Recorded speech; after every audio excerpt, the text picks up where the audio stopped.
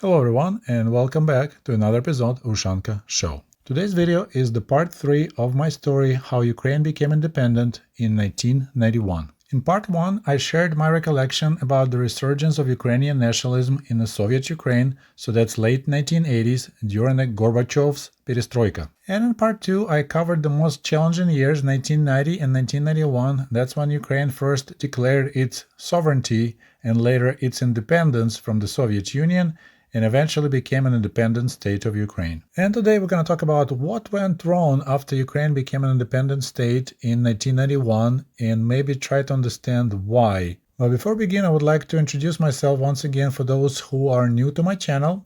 My name is Sergei Sputnikov and I was born in 1971 in Kiev, Soviet Ukraine at that time. So I was 20 when the Soviet Union was dissolved in December of 1991. And I lived in independent Ukraine till 1998. So let's take a look at this flyer that I showed in one of my previous videos. And by the way, if you missed part 1 and part 2, links will be below in the comment section. This flyer was printed and distributed in Ukraine probably sometimes in the spring-summer of 1991. And during that time, Mikhail Gorbachev was desperately trying to come up with some new so-called Союзный договор union agreement. So he realized that Soviet Union is in trouble and he offered okay, let's keep all the republics together, which is going to make a new agreement, give republics more freedom, but still keep the Soviet Union together as a single country with 15 republics.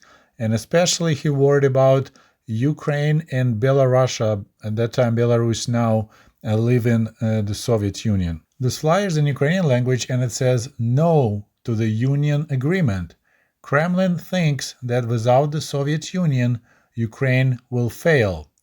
Is that true? Read the data below and make your own conclusions. And we have the table of the different goods and products that Ukraine produced comparing with the most developed European countries. So we have first is Great Britain, then Italy, France, Germany, and Ukraine. And electricity, Ukraine was number 3. Oil and gas, Ukraine was number 2, right after Great Britain. Natural gas, number 2.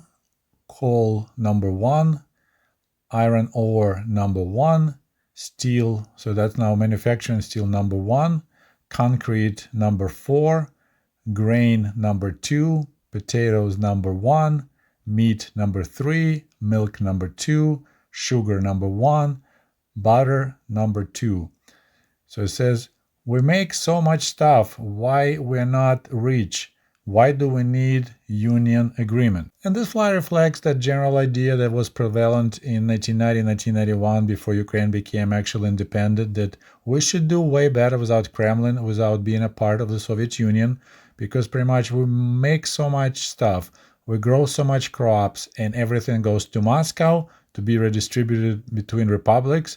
So if we will be on our own, then we can sell these goods all over the world and population will be doing way better, we'll be way wealthier on our own than being a part of the Soviet Union. And I don't think I will surprise anyone if I say our hopes were crushed by the reality. So on this graph you see Ukrainian GDP between 1990 and 2010, so 100% in 1990, and you see the swift collapse. And in 1998 was the bottom. Ukrainian economy shrunk to 40.9%, so it became twice smaller than Ukraine before it was independent, and then it was a slow recovery. And as I mentioned earlier, I lived in Ukraine during those wild times, and I even managed to finish college in 1996. I got a diploma of electrical engineer from Kiev Polytechnical Institute. And only in the summer of 1998, it's when I left for United States. But before we continue, I would like to address the elephant in the room. Or in case of Ushanka Show, the tank in the room. My friends tankies constantly get me peppered by comments like this one. Let's go, Ushanka! You know perfectly well why they missed the Soviet Union. In fact, you clearly miss it too. You have a channel about this, LOL. Of course, it was easy to be poor there because you had a more humane and less consumerist life, more collective and less individualistic loneliness. You yourself left in the most capitalist stage of the former USSR. Everyone lived decently there, then capitalism came and prostitution, crime skyrocketed, engineers had to become street vendors, and so on. With that nostalgia, Putin was brought in, who took some aspects of the USSR because what people asked for. Really quick about easy to be poor in the Soviet Union. It was easy to be poor because housing was heavily subsidized, so you never had to worry about that part, which was nice. But we reached equality by making everyone poor. So once again, it's easy to be poor as everyone is poor around you, so you just don't realize how poor you are unless you see people in the West and their lifestyle. Here's another one. Many people don't understand the scope of devastation brought about by the overthrow or counter-revolution in the USSR. Not only were the Eastern European socialist states the first in the world history to demodernize after the fall, creating rampant misery, prostitution once again, drug addiction, insecurity, inequality, and so on, blah blah blah. So this is what I can say. When people say stuff like capitalism came and all the bad stuff happened, prostitution, crime, drugs, and so on, it almost sounds like NATO troops came in, occupied Ukraine or Russia, and they forced capitalism on us, and then almost like they made the list of people who now have to be criminals or who have to be street vendors, and you should start doing drugs, and you're cute, so you're going to be a prostitute. We did that to ourselves. Capitalism gave us options, and a lot of people, unfortunately, made poor choices. Like I remember these two guys, we used to work out together while going to the same place. We had this open-air gym in Kyiv on the banks of Dnieper River, and I believe I posted a couple of videos about it a long time ago. So anyway, these two guys, they joined some racketeer group, and they were working out big. They thought they were, as we say, poop zemli, the belly button of the earth. They drove nice black BMWs, wore nice clothes. They were getting paid good money to harass these new business people, offering them services as protection services, pretty much, like they call them krysha, like we'll be your roof.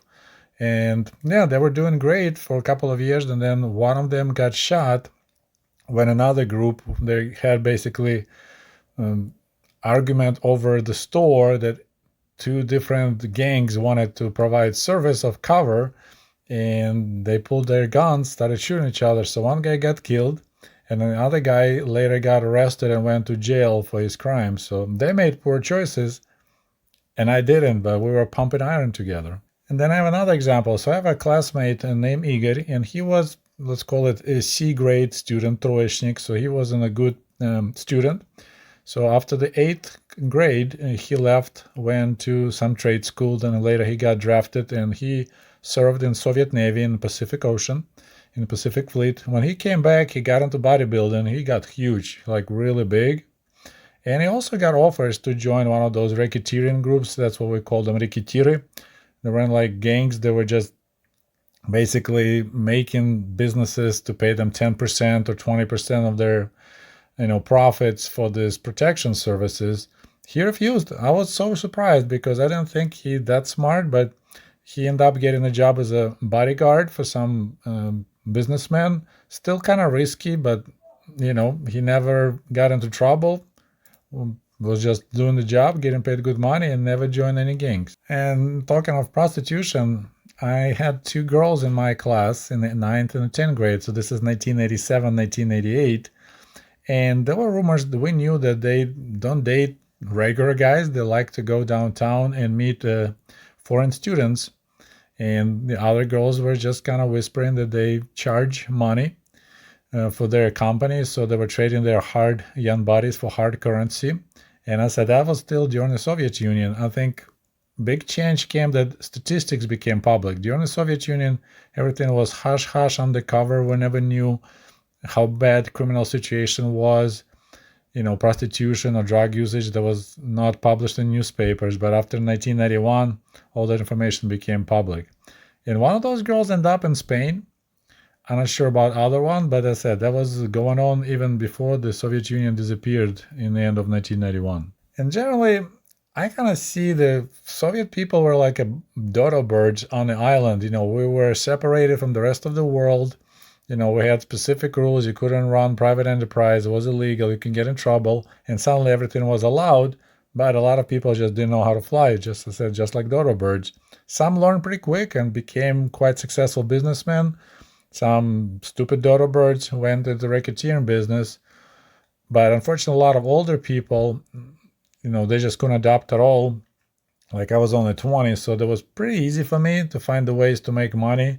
I was smuggling vodka to Poland, buying, reselling stuff, all kinds.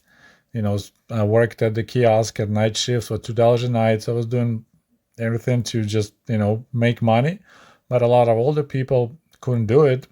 They just were in habit of, going to same work, doing same job, getting a little pay and coming home. Like my father, he couldn't adapt. He just struggled through the years. And same time, my mom, she actually did pretty good. She started making little meat pies and cabbage pies and sell them on the street. So for several years, she was doing that, working for herself and making some money. I also use another comparison. Imagine you are in a really shallow pool with extremely strict lifeguards. So our lifeguards were KGB, so you couldn't say stuff, especially against the lifeguards. But at the same time, pool was so shallow, it was really impossible to drown. I mean, you could do it if you really wanted, but since housing was so affordable, we have no worries in that regard. So it was comfortable to be poor, but it was also extremely boring. And suddenly you can do whatever you want. Lifeguards disappeared. You can go swim, but now you can also drown. Another big problem for Ukraine and Russia in this transition from socialism to communism was the fact that dodo birds, former Soviet citizens, were too scared of changes, so we let communists to remain at power. Just a friendly reminder, the first president of independent Ukraine was Leonid Kravchuk, who during the Soviet times was number 2 communist in Soviet Ukraine. He was actually in charge of ideological department of the Communist Party of Ukraine, and that guy became our president. When I have time, I will do more in-depth research on the people in the government of independent Ukraine, but for some reason I have no doubts that former communist Kravchuk brought his own people into government like communists always do, people who are loyal to him. So most likely the main ministers in Ukraine at that time were also former communists. So we had former communists that conveniently changed colors like chameleons from red to blue and yellow. They were learning how to build capitalism. Just like in Russia, someone already did research on those guys, and in the first Russian government, so Boris Yeltsin was president of Russia, and he picked all the former Soviet apparatchiks. So everyone was a former communist except one guy, and they gave him position. He was a former dissident, and he was kind of in charge of helping former victims of the Soviet regime, people who end up in Gulag. So he had nothing to do with economy, but otherwise everyone else was a former communist. And I believe communists retained power in every former Soviet republic except the Baltic states. So Lithuania, Latvia, and Estonia, I think they actually come up with the law that it's illegal to be in the government if you were former Soviet communist apparatchiks. And Leonid Kravchuk was the president of Ukraine from 1991 till 1994, and that's when the Ukrainian economy nosedived. And some of it is his fault, I believe, some is not. And then in 1994, we elected a new president, once again Leonid, but this time Kuchma, and that guy was a so-called Krasny Director, red director. So he, during the Soviet days, he was like CEO of one of the largest factories down south, the one that was making intercontinental ballistic rockets and rocket engines. Also, high-ranking communist. And what was really embarrassing, like adding the injury already, adding salt to the open wound, Leonid Kuchma could barely speak Ukrainian. Like he was a Russian-speaking guy, and it was just so pathetic when he was just trying to speak Ukrainian, being a president of Ukraine. That was really bad. Remember the slide I showed you earlier about how Ukraine was doing in 1988, producing so much steel and iron ore and grain and other goods? Well, what we failed to understand that comparing with the West, our factories and everything else was so outdated, so behind.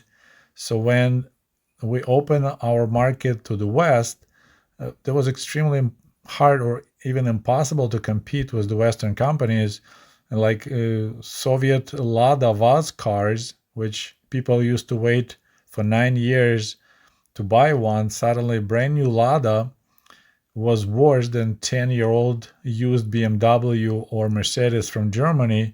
So a lot of factories, industries basically collapsed overnight. They just couldn't compete with the Western goods. And another reason for the economic collapse is, of course, we lost our biggest customer, which was Soviet Army. I didn't realize at that time that pretty much the entire country, our economy was one huge military-industrial complex. Like every factory was making something for the war. Let's put it that way to be straight. Like even the place I worked at, Research Institute Saturn, we made parts for satellite communication, radio relay communication, mostly for the military. So when Soviet Union disappeared and Soviet Army disappeared, suddenly all these factories that were cranking tanks and parts for airplanes and jets and rockets and all that stuff the Soviet Union was making over the years, suddenly they were out of job. Just to give you an example, so there is a factory in Kharkiv, was always called like a train car factory, but in fact they were making tanks. There was a tank plant. Even 1989, so this is already perestroika time and the end of Cold War, they were still cranking out 400 tanks a year. So whatever the Model T80 at that time, I guess, or 400 tanks, a single factory. And then there was another factory in Russia cranking probably just as many.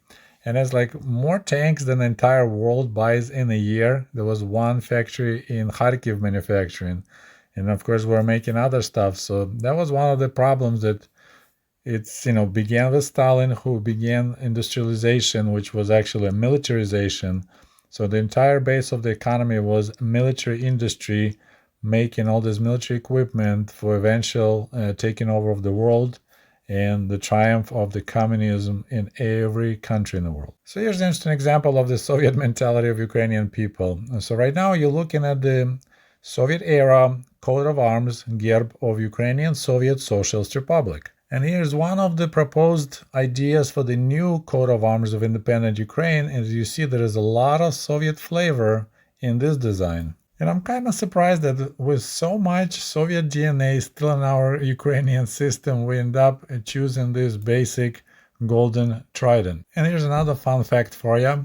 Till 1996, so for 5 years, Ukraine didn't have its own constitution, so we still lived according to the constitution of the Soviet Ukraine. And it took Ukrainian government 30 years, so Ukraine became independent in 1991, and only in 2021, Ukrainian government approved so-called large coat of arms of Ukraine, as you see in this photo. And some of you may wonder, and I wonder myself, did Ukraine have a chance to do any better, maybe like Poland or Baltic states, because those countries recovered pretty quick.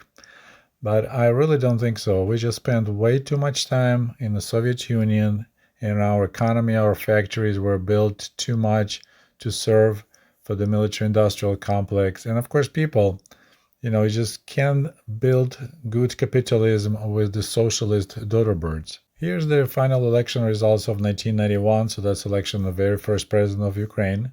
Leonid Kravchuk, former communist, 61%. Vyacheslav Chernovil, he was Ukrainian dissident, spent time in prison for his pro-Ukrainian activities, only 23%. And Levko Lukyanenko, another Ukrainian dissident, didn't get even 5%. So you see the majority of Ukrainian people in 1991 decided to go for a safe choice of former communists. But at least Ukrainians, unlike Russians, Belarusians, and people of the southern republics, Turkmenistan, Tajikistan, kept on changing their president. They keep on re-electing different guys. They went through 6 different presidents in this 30 years, so I think that's good news. And if we go back to the original comment about creating rampant misery, prostitution, drug addiction, insecurity, inequality, and so on, it didn't bring just that. A lot of people opened their businesses, they got wealthy, bought cars, bought second homes, started traveling. So yeah, we had, what do I call it, stratifications, right? So before we were all equally poor, and now we had some extremely rich oligarchs, but at the same time there was a decent sized middle class that had their own businesses, and did okay. I personally knew quite a few people that did really well. A neighbor above me in our apartment, he was an engineer, and together with a couple of his buddies from his whatever company they used to work during the Soviet days, they opened their own business and, created a warehouse, started developing some parts for some, I don't know what, but they were just engineers that opened a successful business, and they built a nice house outskirts Kiev. He bought an apartment for his daughter. Yeah, he just did just fine. And when I went to visit my mom, I met a local farmer. So they kind of young couple, well, about my age. But, in 1991, when the collective farms got shut down, our collective farm in that village, they basically split the land and everyone could rent a pretty decent size of land based on how many people at that time were in the collective farm. And he purchased a tractor and he started farming, growing mostly potatoes and other crops, remodeled his house, installed shower and indoor plumbing, bought a car, stuff that was unheard of for any collective farm worker during the Soviet days, sent his kids to colleges in the cities. So yeah, a lot of people benefit greatly from the end of socialism in Ukraine.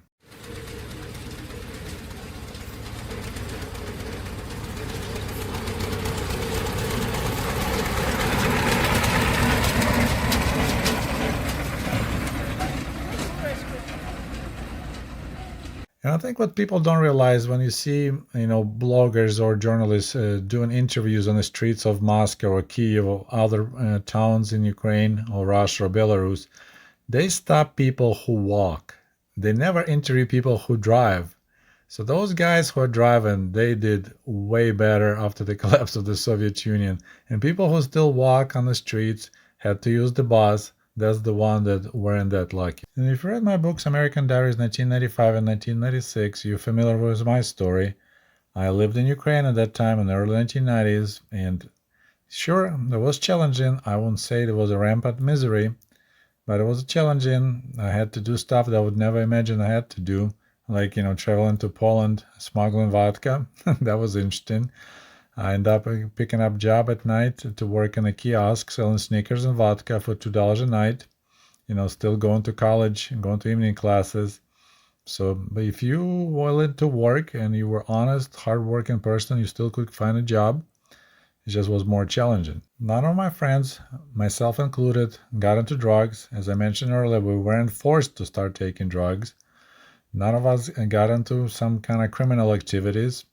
One of my former classmates managed to open a car wash and was doing just fine. Another guy got a job in Western Union. So plenty of my friends did fine. Some struggled, had to live with their in-laws, sharing a small apartment, like two families. So yeah, there were challenges, but many people did just fine. But for me personally, the biggest positive moment was that I was able to travel since there was no more Iron Curtain. My first trip was kind of wild. I went to Poland, right, smuggling vodka, but then I went to Germany a couple of times.